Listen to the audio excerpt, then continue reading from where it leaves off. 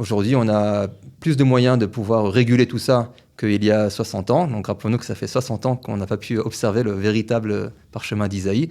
Donc la technologie aidant, on peut le faire aujourd'hui. On va parler à présent d'un des trésors les plus gardés et les plus importants de l'État d'Israël, un parchemin d'Isaïe qui va être exposé et qui est exposé déjà depuis quelques jours au musée d'Israël à Jérusalem. Et pour en parler, nous sommes très heureux d'accueillir Alex Gutman. Alex, bonjour. Bonjour Olivier. Merci d'être avec nous. Vous êtes guide touristique et vous êtes aussi guide agréé à l'autorité israélienne des antiquités. Et à ce titre, vous connaissez bien ce sujet de cette Megillah, ce trésor vraiment extraordinaire, vous allez nous le dire en tout cas, de la Megillah d'Ésaïe qui a été... on va commencer par ça peut-être, par un peu l'historique, quand elle a été trouvée et de quelle manière cette Megillah a été retrouvée ou trouvée. Alors là, on part dans une aventure extraordinaire qui passe sur plusieurs continents même. On est en 1947. Avant la création de l'État d'Israël. Hein. Juste avant, l'histoire est connue. Ce sont des Bédouins d'abord qui se rendent dans des grottes, dans des petites cavernes près de la mer Morte, d'où les rouleaux de la mer Morte. Et ils en trouvent 7. Ils vont en vendre 3 pour environ $100. Ça va être vendu à un homme du clergé syriaque. Et 4 autres vont être vendus au professeur Soukenik de l'Université hébraïque de Jérusalem. Alors pour l'histoire, il va à Bethléem pour le faire. On est juste avant la guerre d'indépendance. Il est tout content et il rentre à Jérusalem et il voit Est-ce que les Bédouins se rendaient compte du trésor qu'ils avaient entre les mains ? Pas tout de suite. Après, oui, parce qu'ils ont commencé à comprendre que ça vaut de l'or. Et ils ont même coupé ça en lamelles pour gagner plus à chaque fois. Ils ont vendu à un antiquaire qui, lui, a vendu donc au prêtre syriaque, puis au professeur Soukenik. Et le professeur Soukenik rentre à Jérusalem, il voit que tout le monde est en train de danser dans les rues, tout le monde est heureux. Il dit « Ah tiens, il n'y a pas que moi qui est content ». Ce qu'il n'a pas réalisé, c'est qu'on est le 29 novembre 1947. Et donc, à ce même moment, Kaftet Ben November, à New York, les nations du monde ont voté en faveur de la renaissance d'un État d'Israël sur sa terre ancestrale, le même jour où ces rouleaux qui ont été... écrits par des Juifs en Israël il y a 2000 ans, reviennent à nous. Donc il y a 7 rouleaux qui ont été trouvés. Le plus connu, on va dire, est déjà exposé depuis... Enfin, c'est une reproduction qui est exposée au musée d'Israël. C'est la pièce centrale du musée d'Israël. Et il y a cette Megillah d'Isaïe qui va, on va dire, avoir plusieurs Gilgulim, comme on dit en hébreu, plusieurs vies, et qui se retrouvent donc d'abord chez ces Bédouins, et ensuite qui est vendu donc à un prêtre. Vendu, et après ce prêtre comprend que la guerre va éclater, donc il quitte le pays, ça va se faire à Beyrouth, après il va à New York, et là on arrive aux années 50, le fils du professeur Soukenik, qui dirigeait l'armée pendant la guerre d'indépendance, c'est Yigal Yadin, est devenu archéologue, il est à New York, et il trouve une petite annonce dans le Wall Street Journal, le rouleau parchemin de la mer Morte à vendre. Ce sont ceux qui avaient été vendus au prêtre syriaque. Et donc, il demande à Ben Gurion d'avoir un budget. On est au début de l'État d'Israël. On est en train d'essayer d'accueillir justement 1 million de Olim. On a des guerres, on n'a pas d'argent. On va dire que ce n'est pas les priorités pour le moment. Mais pour Israël, on trouve un budget pour trouver ce trésor qui est vraiment dans le fondement de notre civilisation. Et donc, il va acquérir ces 4 autres parchemins. Donc, on arrive au nombre de 7 qui sont au musée d'Israël et qui sont exposés dans le sanctuaire du livre qui va être inauguré en 1965. Je crois que ça a été acheté pour $250 000 à l'époque. Voilà. Et une somme énorme. Énorme pour le petit Israël de l'époque. On est en train de construire Tzahal, enfin vraiment, il faut imaginer ça. Alors c'est quoi ces rouleaux ? Parce que en fait, après qu'on les a reçus, il fallait les examiner et savoir de quoi il s'agissait en fait. Voilà, alors très tôt, quand le professeur Soukenik a vu le premier rouleau, il a compris qu'il avait devant lui quelque chose d'inestimable, des textes de la Bible, mais pas seulement. On a trouvé, ce sont les plus anciens documents bibliques jamais trouvés au monde. Ça date de... On parle de plus de 2000 ans. Dernièrement, même on essaie un petit peu même avec des nouvelles recherches de faire remonter ça un peu plus loin. On parle au 2e siècle avant notre ère, voire 3e siècle avant notre ère. Pour s'imaginer parce que ça représente les plus anciens codex ou documents de la Bible qu'on avait, datent du Moyen-Âge, d'il y a 1000 ans environ. On fait un bond en arrière de 1000 ans supplémentaires, mais non seulement ça. On est à l'époque du Second Temple. Pour certains des livres de la Bible hébraïque, on est quelques centaines d'années à peine après les événements. Ouais. Donc ces rouleaux sont examinés et un des rouleaux s'avère être la reproduction exacte de la prophétie d'Ésaïe. Alors, tous les rouleaux bibliques sont quasiment identiques à ce qu'on a aujourd'hui dans la Bible hébraïque, ce qui en soi est un miracle, avec quelques petites différences qui sont justement très intéressantes pour ceux qui étudient la Bible ou même l'hébreu. Mais la plus belle d'entre elles, c'est certainement le rouleau d'Isaïe, Yeshayahu, qui est entier, qui est complet et qui n'est pas endommagé avec un hébreu magnifique qu'un enfant aujourd'hui peut lire. Encore un autre miracle, et avec un petit peu d'effort peut-être, et qui fait 7 mètres de long, sans une égratignure pratiquement, et surtout qui est le prophète, pas chéri, tous les prophètes sont importants, mais c'est le prophète de la consolation. D'ailleurs, c'est le titre de cette exposition, Nechama min Hamidbar, une consolation venant du désert. Pendant le calendrier hébraïque, lorsqu'on a les Shabbatot qui suivent le 9 Av, donc le deuil national pour la perte du temple, la perte de Jérusalem, on lit les consolations.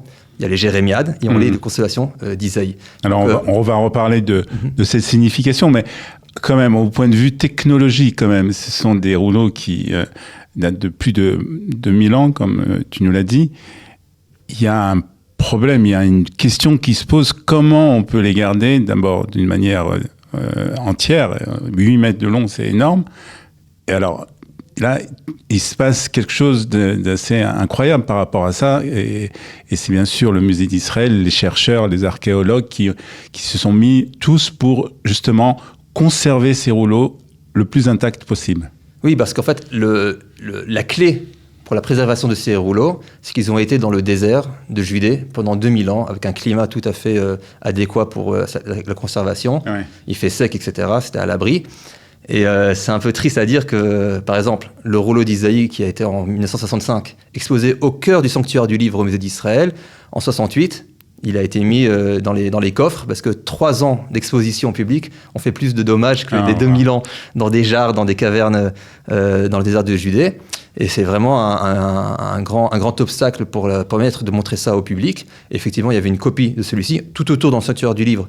Ce sont 8 des originaux, mais celle-là, elle était vraiment à préserver. Ouais. Juste pour revenir à la découverte, on sait de quelle manière ces rouleaux sont arrivés c'était à Qumran, hein, dans le désert de Judée.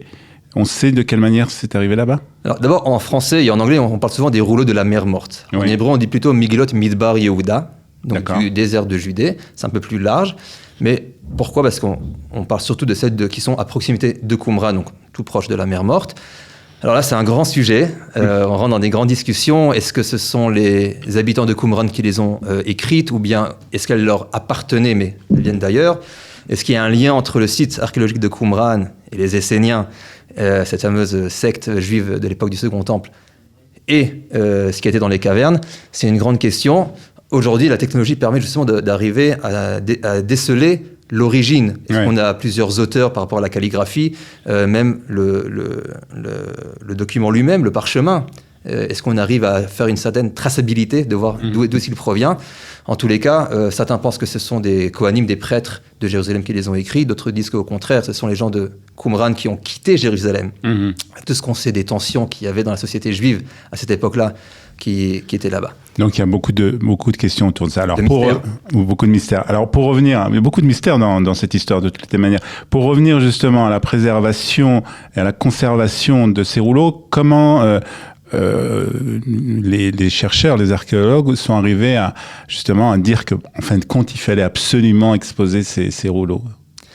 Alors, c'est un joyau, c'est un bijou, et surtout, comme je disais au début, c'est un fondement de notre civilisation au sens large. Pour le peuple juif, aussi pour la chrétienté. On a là aussi, d'abord parce que c'est l'Ancien Testament, mais surtout il y a aussi d'autres textes, à part la Bible, qui ont été trouvés, des textes sectaires, qui témoignent des courants de pensée à l'époque du Second Temple, dans lesquels on peut trouver quelques idées qui croisent d'autres idées qu'on retrouve dans le christianisme. Donc pour eux, c'est vraiment les prémices de cette nouvelle religion. Donc c'est vraiment au niveau civilisationnel extrêmement important et on ne peut pas cacher ça du public. Ouais. Après, il y a le problème de la préservation. Tout ça étant emmagasiné dans des pièces qui sont avec un contrôle et de la température et de l'humidité. Donc c'est vraiment un grand challenge de pouvoir montrer ça au public avec toute la volonté qu'on a pour ce que c'est en Israël, surtout l'Israël renaissant, de montrer voilà d'où nous venons. Ce sont aussi les preuves de la présence juive en Israël depuis des millénaires. Et donc la technologie aide. Aujourd'hui, on a plus de moyens de pouvoir réguler tout ça qu'il y a 60 ans. Donc rappelons-nous que ça fait 60 ans qu'on n'a pas pu observer le véritable parchemin d'Isaïe. Donc la technologie aidant, on peut le faire aujourd'hui. Alors donc c'est une exposition, hein, on va dire que tu n'as pas eu encore l'occasion d'y aller puisqu'elle a ouvert il y a 2-3 jours, voilà, avant-hier, une exposition au musée d'Israël. Et donc, en raison justement de cette préservation, le temps est limité d'abord, puisque je crois que c'est pendant 4 mois seulement. 4 mois, s'il n'y a pas une guerre qui éclate. Éclate au milieu. Et aussi, le temps est limité, c'est-à-dire qu'on n'aura pas le droit de rentrer plus que 10 minutes ou 20 minutes dans la salle. On a environ 20-25 minutes dans l'exposition entière. Et dans l'exposition, il y a une salle où est exposé le rouleau lui-même. Et là-bas, c'est 10 minutes uniquement à vraiment savourer. Vraiment, c'est quelque chose, une fois dans sa vie peut-être. Ouais. Alors, juste pour terminer, juste sur le symbole, tu en as un peu parlé déjà, mais peut-être qu'on peut revenir justement sur ce symbole. Qu'est-ce que ça veut dire pour aujourd'hui, pour l'État d'Israël en 2026, avec tout ce qu'on sait, tout ce qui se passe aussi dans le monde, que ces rouleaux sont exposés comme ça dans l'un des plus beaux musées d'Israël? Alors, c'est toujours une émotion extraordinaire de les voir au Sanctuaire du Livre au musée d'Israël. Moi, en ma qualité de guide aux antiquités israéliennes, j'ai l'occasion d'aller même dans les laboratoires de ces rouleaux et vraiment de voir des choses extraordinaires, que ce soit des parchemins, de la Torah, que ce soit des tefilines qu'on a retrouvés qui datent d'il y a 2000 ans. Ça fait un lien avec cette terre qui est impressionnant. Mais comme ça a été dit, cette année, c'est vraiment spécial. On est encore dans une guerre extrêmement historique, extrêmement importante dans notre histoire. Et Isaïe, c'est la consolation, c'est les versets comme ils transformeront leurs armes en outils. C'est un jour viendra où d'abord le rassemblement des exilés, mais aussi Israël sur sa terre et l'agneau et le loup pourront paître ensemble. Donc c'est vraiment un message de réconfort, un message... et j'aimerais dire un petit mot quand même sur le titre de l'exposition, une consolation qui vient du désert. C'est un peu trompeur, c'est comme s'il fallait aller avec Isaïe dans le désert pour trouver consolation, s'écarter un peu du tumulte de la civilisation. Isaïe n'était pas dans le désert du tout. Isaïe, c'était un prophète qui était dans la société et qui justement avertissait les gens et consolait le peuple autour de lui. Donc c'est un message extrêmement actuel, extrêmement pertinent. C'est pas un hasard que ça arrive après 2 ans et demi. C'est vrai que on ne sait pas exactement ce qui va se passer avec l'Iran, mais en tout cas, 2 ans et demi de guerre difficile qu'on a vécu en Israël. D'après toi, c'est pas un hasard, en fait? Je ne sais pas, je ne suis pas dans le secret de la programmation, mais en tous les cas, je pensais d'abord, officiellement, c'est les 60 ans du musée d'Israël. Ouais. Ça, c'est la raison officielle. Et bon, il y a un beau concours de circonstances qui fait que tout ça se passe à un moment où Israël, justement, s'interroge sur ses racines, sur son bien fondé et sur son avenir. Et cette prophétie d'Isaïe, elle retient tout ça. Très bien. Donc, une exposition au musée d'Israël. Donc, dépêchez-vous puisque ça sera très court et je suppose qu'il y aura aussi beaucoup de monde qui viendront de tous les coins d'Israël et peut-être même de tous les coins du monde pour voir cette très belle exposition qu'on ira voir aussi. Merci beaucoup en tout cas, Alex Gutmann. Merci. Et à très bientôt.